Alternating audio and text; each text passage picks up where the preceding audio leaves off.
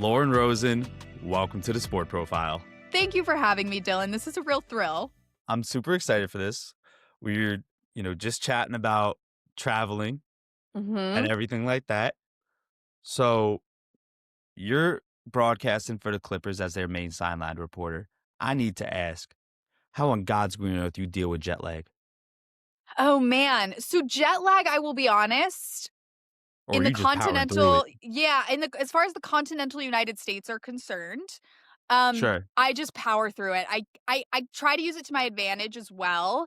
I Okay. am a sleepy girl. I'm famously a sleepy girl, and I'm going You through the can sleep on process. planes? Well, I can, but I try not to. Okay. What I mean to say is I'm always tired. So Sure. what I've actually found is when we fly east, which if you're based in LA, where I am, anytime you fly east, you are getting time back, which is tremendous. So a 7 p.m. tip-off in Houston to my body feels like 5 p.m. And if you're a sleepy girl, you are much more awake at 5 p.m. than you are at 7 p.m. Okay. Right? So if you can trick I'm your following body you. into thinking you're still on the West Coast, even if you're calling a game in Philadelphia, I just bought myself 3 hours of traditional awakeness time. So it's a psychological game. Yeah. Do I need to run it back? Hit me with it. I'm following you here. So a 7 I would be p.m. thinking you'd be losing that time because you're jumping ahead. You're losing that time as far as like hours in your workday are concerned. But you're getting it back as far as awakeness is concerned. So ball goes up at 7:30 on the East Coast, but you live on the West Coast. Your body thinks it's 4:30. Bingo. Oh. So I am much more awake. I see. Yep. So you're losing time. We're both right. You're losing time. I'm following you now. For me, I'm actually getting time back. Yes, because if and that's you're on glass half full. Let's go. Because if you're in Philly for a 7 p.m. tip, your body is in 4 p.m. mode on the West Coast. Your listeners are like, come on, guys. We understood. You guys need to.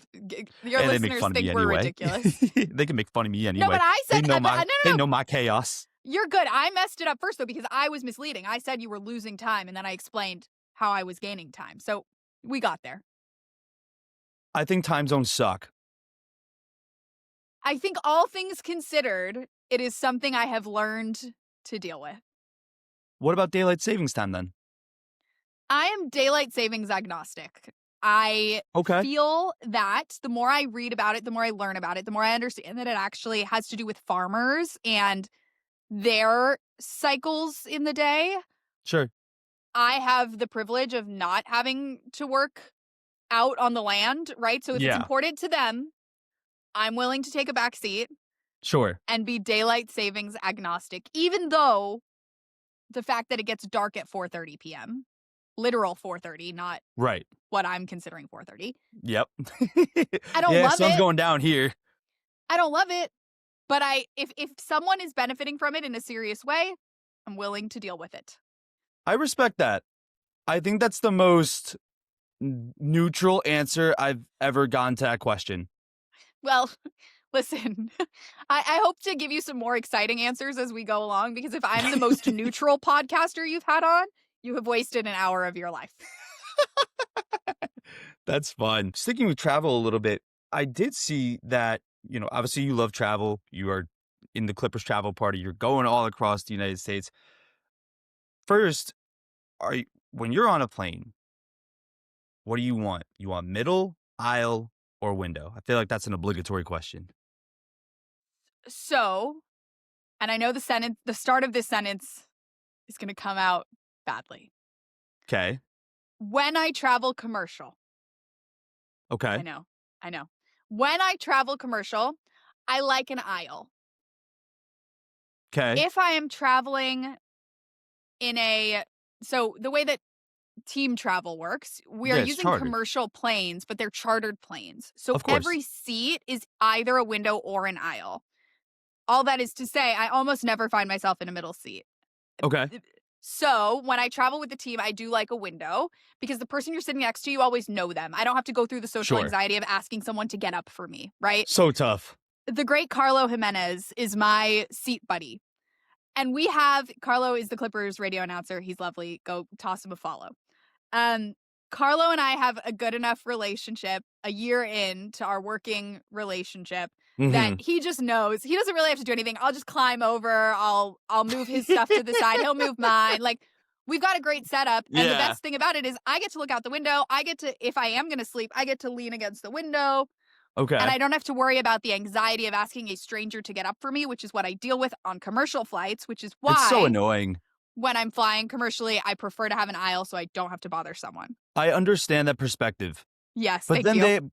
so then you must not mind getting bothered if somebody else has to get over you. I don't because again, it's sort of like the daylight savings time thing. Yes. If they need to get up, I They need to have be a understanding of that. They have a Of reason. course. So I'm not going to be the one. I'm not going to be the one that makes it harder for them to do what they need to do. Right. Though that makes sense. I You're learning also about me. I'm a bit of a people pleaser. You say you need it to get dark at 4 p.m. I say, I believe you. That's fine. You say you need to I get up 5 times on the flight. I say, I believe you. That's fine. I mean, listen, that's a fair quality to have when it's regarding that stuff. It can be a blessing. It can be a curse. It can be whatever you want Absolutely. it to be. 100%. But so in that, it was a very interesting TikTok you made about your travel and the things you like and you don't like. Okay. I need to understand the lore of, and forgive me for turning my head because I need to read this accurately when I wrote it down. A crispy, fragile wine glass. Yes, I'm so Please glad. explain the lore between of a crispy, fragile wine glass. A I am not a wine crispy. connoisseur, but please educate me. I'm so glad you asked. So this is my home wine glass. She's from Crate and Barrel. Okay. These are about $4 each. And this, when I don't even remember which TikTok you're talking about, but when I referred to a crispy little crunchy little wine glass, this is actually a little thicker than what I was talking about. This is the maximum thickness that I want to drink wine Okay. out of. I was Okay? gonna say I've seen wider. You've probably seen, so it's not about the width of the glass. It's about the width of the glass. You just repeated yourself. It's not the width of the goblet. It's a width of the material used to make the goblet. Oh, Not the I width of the see. glass, the width of the glass. See what I Got mean? it. So Yes, to now I me, in a do. restaurant, if they pour me a glass of wine at a hotel bar or a restaurant, and the Sure. glass feels like if you squeeze too hard, it's gonna crunch, that is the perfect receptacle from which to sip wine. These are my home glasses because when That's I break incredible. glass, when I break glass, I freak out and I really have to like clean I mean, up who every little wouldn't? shard that everything right. So honestly in my home, I like to have a little bit more uh Yeah. thickness. These are also dishwasher safe. Again, shout Oh, out to very Crate and important. Barrel.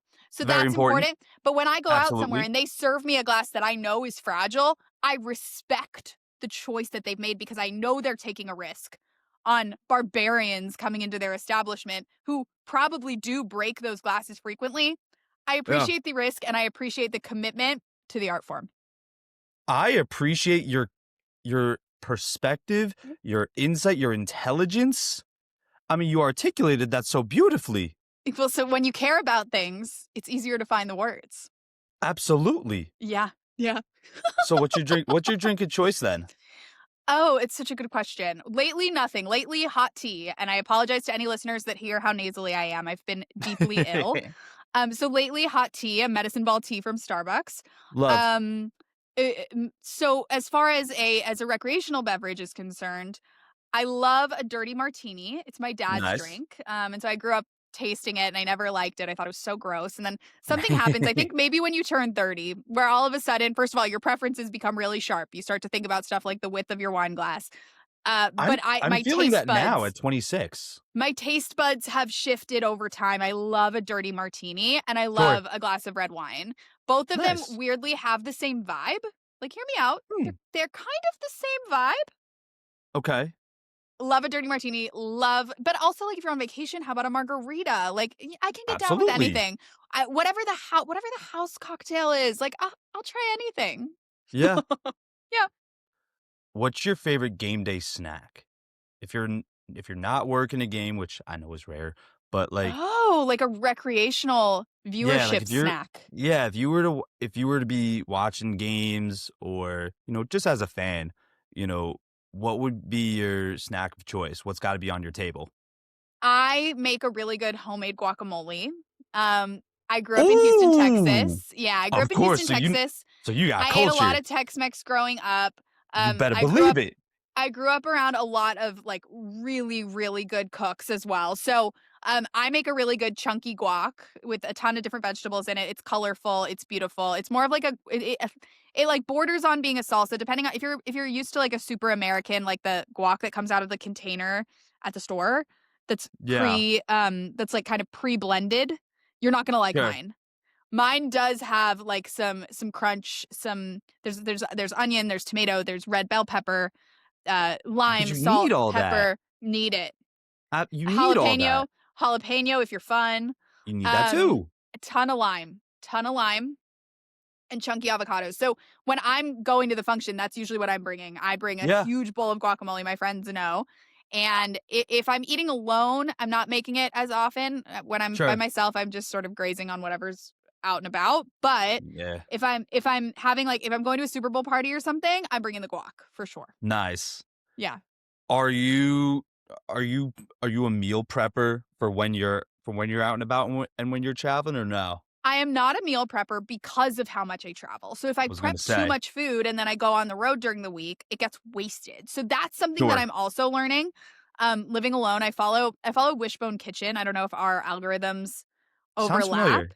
So she popped off during the pandemic as the private chef in the Hamptons. Her Yeah, name is yeah. Meredith Hayden. I don't know her. I'm talking about her like I've met this woman. I've not. Her content is spectacular though. Yeah, And so she's recently started this series. She's a woman that lives in an apartment alone. She's about my age and she's doing like single serving meals. So I'm kind of on her wavelength, right? Like, how okay. do you make something for one where you're not being wasteful and you're not wasting a ton of money buying tons of groceries to cook for one, especially if you're going to travel the next day and you don't want to have leftovers? The meal True. prep life is tough because rarely am I in the same city for 5 days in a row to put those Yeah, cute little containers in the fridge and grab one every morning. I know. I'm envious of that lifestyle sometimes, I'm not gonna lie, but I me also too. choose not to have that lifestyle, so Yeah, maybe someday. for sure. Yeah. What Yeah, I mean, I tried to get into it. I did it a lot when I was in grad school. I would be like my Sundays, I'd wake up, I'd go to the food store. My apartment would be smelling like chicken by 10:30. Okay. It was fun. I love that for you. I love that for Nah, you. you cringe. You Well, just I don't cringed. want my apartment to smell like chicken. I'm I no, but sorry. it was seasoned. No, It no, was no. good seasoning. I'm not saying it sounds bad, but I don't wanna wake up the next morning with the apartment still smelling like chicken. Oh, no, not I'm the a clean next day. freak. Okay, okay, okay, No, okay, me okay, okay. too. Okay. Oh, no, Okay, no, good. no. This is just like an in the moment type of thing. Understood. Trust me. I had a roommate to please as well, and she would not have like my roommate, she would not have allowed chicken to be Okay, smelling the understood. next I day. respect the hustle. Well done. Well done, you. Although she does make a mean buffalo chicken dip, and that can linger, which I wouldn't complain about personally. Okay. Everyone has their thing. You're so right. Let it be known, if your house smelling like chicken, Lauren Rosen ain't coming over. Lauren's not coming over. I'll eat chicken. I'll eat chicken at your house, but I don't want the house to smell like chicken. Oh, of course not. Of course not. You need the air purifiers, you need the fresheners a little bit, and these all right, so let me ask you that. What how would you describe your place right now? What's your place smelling like right now? It's very clean. I'm very into I like Bath and Body Works candles. I have a Joe Malone candle that I got as a gift that I Nice. adore. Um anything white tea, sage, eucalyptus, Oh, my mom loves pear, eucalyptics. freesia, bergamot. Those Okay. are scents that I'm drawn to. You light the candle or you have a candle Of warmer? course. No, I light it. I light the candle. Old school. Yeah. Yeah. I mean, I won't even say that's old school. That's just like how you do it. Of course. Yeah. So I wanted to ask a little bit about obviously sideline reporting. There's Sure. a specific art to it where, it's not play by play. You only have such a confined amount of time. we've seen a lot of clips about, people sideline reporters in NFL just, like, running to get a player at the end of a game, you know, and, and with NBA, obviously, it's a little bit different. I don't think you're running to get somebody. You might be communicating with somebody to get a player or coach off the Yep. bench, but what resonates with you so much about it that that's where you've gravitated toward? So there are different parts of the job that I'm drawn to more than others, but because you Sure. asked about the interviewing portion, the post-game portion, that does happen to be my favorite. Yeah. I really enjoy, like, the art of the setup. I enjoy putting Hmm. someone else in a position to present themselves, which is why these settings often aren't as comfortable for me, right? Because I'm picking up whatever you're putting down. I'm used to being the one that's sort of directing the traffic flow. Um, Yeah. and as far as so I know the game that you're referencing. I know the situation that you're referencing. You are correct. I'm very lucky. I work with great PR professionals that facilitate those interviews 99 times out of 100, certainly throughout my whole Clippers experience. And so I don't have to deal with the idea of like, oh, you're literally going to like chase somebody down. Also, a basketball court is much smaller. It's easier to locate Yeah. someone and it's harder for them to get away than a football field that has such a vastness, right? Right. Um, but what I will say, and I think that this is where the discourse online got really interesting to me. Sure. Um, the idea of whether or not that post-game interview is part of the athlete's job. Okay. Are they contractually obligated to interface with the media? Yes. Almost always, yes, that is part of the machine, and the athletes understand that. But, and this is a comparison that I like to use, and I know it's a little clunky. Okay. Nobody asks me or our play-by-play announcer or our analyst when we're done calling the game. No one asks us to run out onto the court and shoot hoops for 90 seconds. No one's Yeah. asking us to finish broadcasting and go now run full speed for a few minutes and have everybody evaluate how you do at that. They Right. are in the positions that they're in because they are the most elite athletes in the world. No, of And as course. soon as the final buzzer sounds, they're asked to code switch completely and Yeah. now be a public speaker. Be a public speaker, speak to millions of people. You're out of breath. Usually they're sweating, they're panting. They've just done something so specific and they've been so dialed in for hours. And now you're asking them to switch and use a completely different skill set to be articulate and funny and charming and pick the right words Yeah.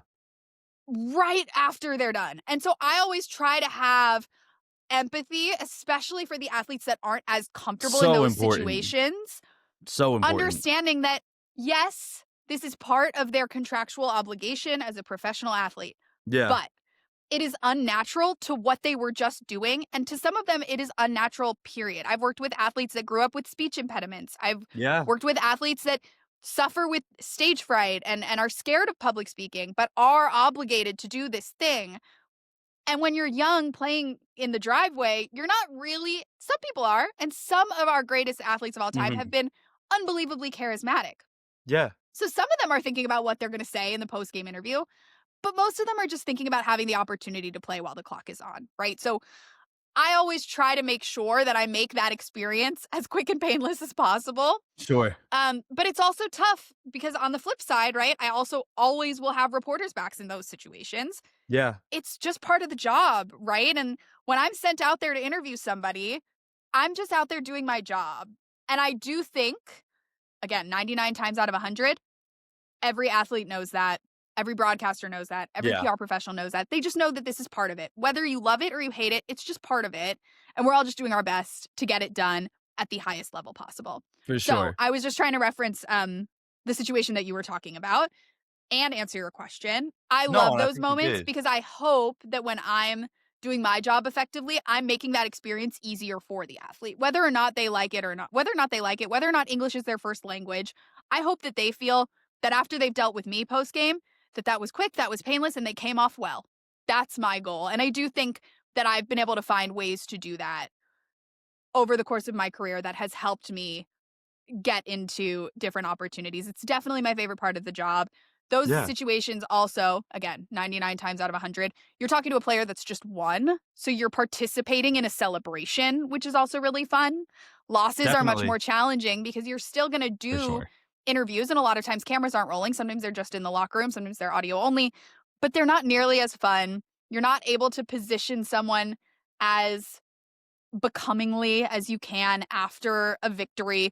They're not in the mood the way that they are to celebrate. So the Yeah, on-court post-game interviews are definitely my favorite part because I feel that I'm the most useful in those situations, and I feel that I get to be a small part of a celebratory moment. To me, it's definitely the best part. definitely. I thought you articulated it very well. You said that you always interview with empathy. What specifically does that mean for you in your kind of style? Well, so I think it's rooted in what I was explaining. The baseline empathy is understanding, hey, you're stepping outside of your primary job function Yeah. to to help me in my primary job function. So I want to be Mhm. understanding and meet you wherever you are in this moment. Yes. That's sort of step 1. And then step 2 is I a lot of people would probably call it energy matching, right? If Sure. some players are naturally much more upbeat, some of them are a little more soft spoken. If you Yeah. go into an interview with a soft spoken player and you're at an 11, that energy isn't gonna vibe. Yep. I Uh, know that one very well. And vice versa, right? So I always try to Yeah. figure out, even if you only have a couple seconds, I want to meet you where you are. Sure. If you're high energy, let's go there. And if you're a little bit more low energy, I'm going to make sure that I make this an approachable experience. The Absolutely. other benefit that I have working, so in Philadelphia, I was with the Sixers Mhm. for 6 seasons and I was with them every day. So I got to know those guys really well. So Yeah. if I hadn't even if I didn't know exactly how someone was feeling after the game, I've been with you every day of your career. I know what your vibe is going to be after this game. I know how Right. to meet you where you probably already are.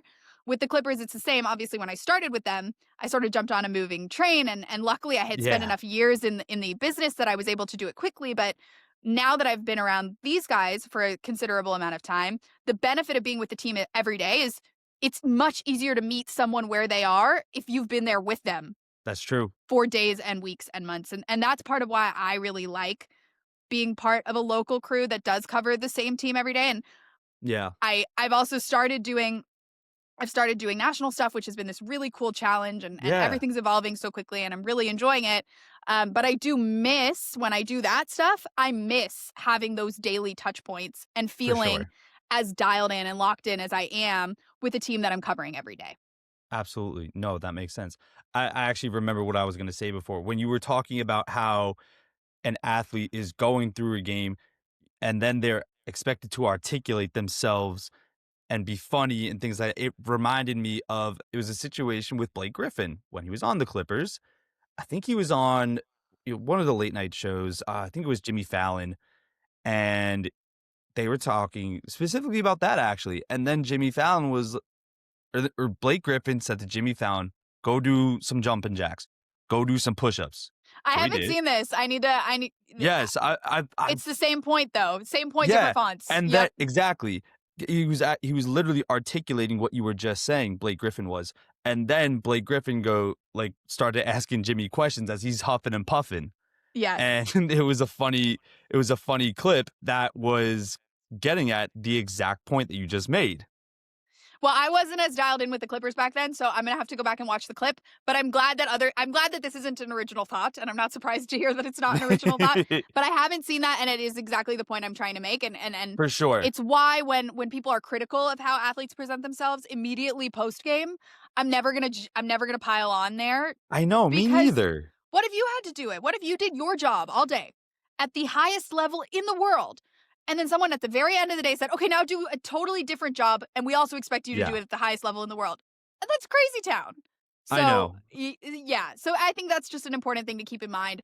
Um, I, Obviously, as a reporter, but also as a consumer when you're Absolutely. taking this stuff in. For sure. You're definitely taking all of that in as a consumer because it's like you're just watching that. You're watching the energy. You can definitely sense that through a screen too. Yeah, Something I learned about you is that you're a huge fan of historical dramas. that is correct. What do you like so much about it? What It's what kind of like gets you hooked? I am a nerd. Same. Yep. I my favorite subject in school was always history. Nice. I also knew I probably wasn't gonna build a career off of loving history. But I it came to me most easily, right? I always got A's Sure. in whatever it was, world history, US history, European history. Like I just always I understood the stories that were being told and I was Right. able to remember them in a linear fashion. That's part of why I like history, right? Is it is very Mhm. linear and it's easy to follow. And so I think because I loved being in a history classroom as a kid, as an adult, turning on The Empress on Netflix Yeah. is my version of sitting in history class. I'm very comfortable there. I also like visually appealing television. So, like, Same. the Bridgertons of the world, The Crown. I like anything that's royalty. I just said Empress. Um, Yeah. Anything that's like historical fiction. Bridgerton is fiction, but anything that's Yeah. rooted in those spaces, visually, I find extremely appealing. I am Totally. obsessed with London as a city. Like in my I 30s, really would like to go. so I say in my 30s. I'm a new member of being in your 30s, but I have in my Very 30s nice. Happy belated discovered, birthday. thank you so much. I've discovered the city of London, and I feel like I'm like the first person that's ever been to London. Like I am obsessed. I'm the I feel first like I'd be person that that's way ever too. been there. I'm really the first. I've discovered London. It is a spectacular city, and so it kind of fuses everything, though, right? Like I love history. Yeah. I'm a big Formula One fan, and Ooh. there's so much British culture that's like infused into the world of There Formula is, yeah. One. I'm obsessed with the British monarchy. I mean, I was the kid that like I woke up super early. I remember when Will and Kate got married. I want like Yes. the whole thing, right? Like I'm all over it, and because I loved history as a kid, going to London and like walking around and everywhere I turn, I'm seeing Westminster Abbey and I'm Yeah. seeing Big Ben and I'm walking past Buckingham Palace and my eyes just get huge. I'm Really? obsessed. And so anytime Netflix tries to serve me something that's based in any lane of European history, Yeah. I'm locked in. I'm totally locked in.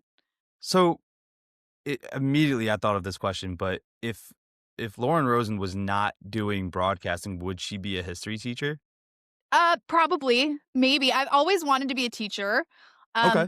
I do think that I might have like a second act in my career, and this gets into a totally separate conversation. But historically, the vast Yeah. majority of women that are broadcasters have a different shelf life Okay. than male broadcasters and men that do this job. I think it's getting better, and you're seeing women I age agree. in this career.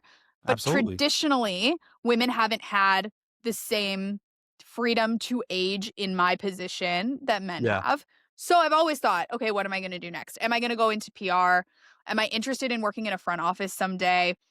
And then parallel to staying in sports, Yeah. my teachers had a really big impact on me growing up.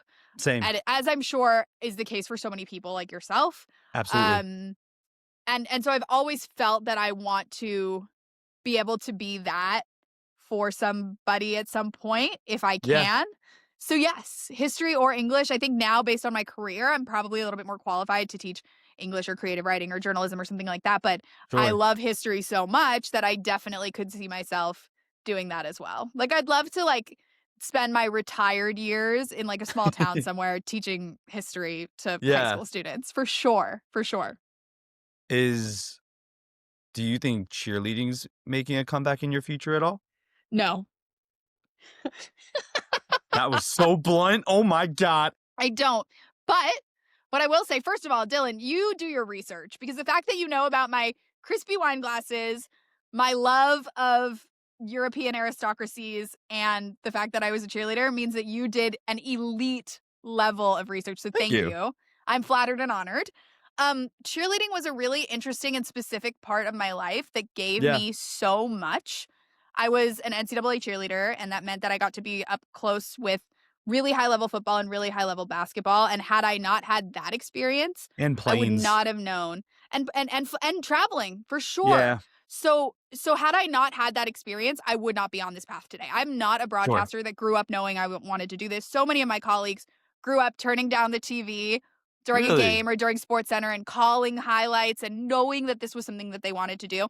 Yeah. I was not that. I found this completely backwards, No but kidding. I knew I loved that space, that environment, sitting on the court, being up close to the game. I took to the game really quickly, sort of how I did with history. It's again very linear and it's Yeah, storytelling. And I found myself sometimes as a cheerleader forgetting what I was supposed to be doing because I was so locked in on the game. for And sure. I had to follow that, and it's how I figured out that I love the world of high specifically basketball. I grew up around football, I Yeah, didn't grow up around basketball, so I knew I loved football, but basketball was introduced to me in college at a high level, and I totally fell in love with it, and had I not been a cheerleader, I wouldn't have had those experiences, but I that also makes don't sense. see it I see it as a really important part of my story. For I sure. don't necessarily see it as part of my future, but I say that now. Yeah. Man plans, God laughs. We will see. What was that phrase? Man plans, God laughs. Is that not one that's crossed your desk? No, but I Yeah. like it. Yeah. I believe in that one for sure. For sure. Man plans, God acts. God Was that it? laughs. God laughs. So man plans, God Yeah, laughs. So you have a plan. yeah, The idea is that you can plan for something, but if there's yeah, and I'm not overly religious. Again, sure. we could go so many different directions with this I conversation. know. But I do sort of believe in like a higher power, and I Same. believe in the idea of a grander plan. And so um I try to plan as much as I can, but I Right. understand that whatever plans I may have may fall apart for a reason. And maybe God is laughing at That my same current thing happened to plan me. because something better or different or more challenging or something that will induce more growth is coming instead. Well, you better believe it. So, Lauren, the last question I do ask everybody is just professionalism aside, like your career, the Clippers, the NBA aside, just strictly you as a person. Lauren Rosen, what's something you like most or admire about yourself? So I knew this one was coming because I've had a couple friends be guests on your pod. And despite the fact that I knew this was coming, I don't know that I have the right answer. There's no I wrong answer. Well, I so what's interesting is I do sort of tie this answer to my professional career. And so if you You're want to absolutely press allowed me, to. but you just said independently. You said independently of professional, right? Like so like as just an individual. So if I don't get there, push me and make me answer it a second time, okay? I find by the way as a listener that when people are honest, I enjoy the listening experience the most, right? So Same. whatever I've planned, you can laugh. Okay. I so for me, something that I appreciate and admire about myself is I know I'm extremely tenacious. I have learned to absorb rejection and Yeah. absorb being told no and push through that instead of being defeated or defined by it as I may have in my younger years. I Okay. have been on a long, winding, ongoing confidence journey, Yeah. and when I was younger, I found no's in my personal or professional life really devastating. Sure. Um, and at times would literally freeze me in whatever path I was on. The longer you stick around in a business like mine, the more you got to let that rejection just roll off your back, right? Yeah. Allow roadblocks to serve as motivation. And again, these things are corny, but Ye they're true, right? Like when someone Absolutely. tells you no, I have to look at that as, okay, well, what can I learn from being told no? And how can I better myself from not getting what I wanted in this situation? Yeah. And what out there is bigger waiting for me than what I was hoping to be told yes to in this moment. And that can be as Yeah. small as wanting to work something into a show that your team doesn't think is a great idea, or as big as getting to the 1 yard line on a job opportunity and being told that they're going to go with somebody else. Oh, I know that one. For sure, we all do, especially in this industry. And if you're not comfortable knowing that one, it's not the industry for you. That's a Sure. fact. So for me, though, learning that's being told no at the 1 yard line isn't something that should put me on the couch for a week. It's something No. that should motivate me by how close I was and understand that I can get that close again And if I better myself, I can push myself into the end zone on whatever You the better next believe it. opportunity is. Right. Absolutely. But I didn't know that years ago, and I didn't know it would Sure. be possible, and I had to do a lot of, like, work with myself and spend a lot of hours with myself in order to understand that that's a muscle that I can flex anytime. Anyone can tell me Yeah. no anytime, and I now know, based on having gone through it plenty of times, again, personally or professionally, Mhm. how to push through those situations. Yeah, absolutely. That makes perfect sense. And let me explain to you why that actually is an amazing answer from Okay. what you said before, because you suggested I press you. You already told yourself no, that you didn't even think it was going to be a good answer because you thought it was actually relating to your work. Do you know how many applications that has to people's lives without remotely Yeah. involving work Yeah. that you And didn't that's even why consider at first? I tried to say sort of personally or professionally. And I'll be honest, I'm much better dealing with professional no's than I am dealing with Same. personal no's. Don't you bet me too? But I'm learning, you know what I mean? And I can remind myself, "Hey, remember this time that you didn't get that one job?" Yeah. Maybe the fact that I didn't marry that one boyfriend means that the Clippers are gonna call me, and I'm gonna get to go work for the Clippers instead. Does that make Is that what sense? happened? Well, I'm saying it's just no, no, no. It's just that I was crossing examples there. Okay. So, there were other jobs that I was applying for while I was seeking the Clippers opportunity Yeah, that I yeah. didn't get. Had I gotten one of those jobs, I would Mm, not have been here now. I would not have had yeah. the chance to work with Clippers because I would have said yes to plenty of things, Right. and I wouldn't have then been able to have this. So my point is, I was making the personal comparison, right? Like, Yeah, yeah. I've had failed relationships, and I now would like to believe that my Clippers is waiting for me, right? Yeah, And there's a reason that my relationships haven't worked out up until this point because there is going to be something else that absolutely. could be the opportunity that, again, it might not be perfect, but will force me to grow or will force me to see a new part of the world or will force me to Totally. explore a different part of myself.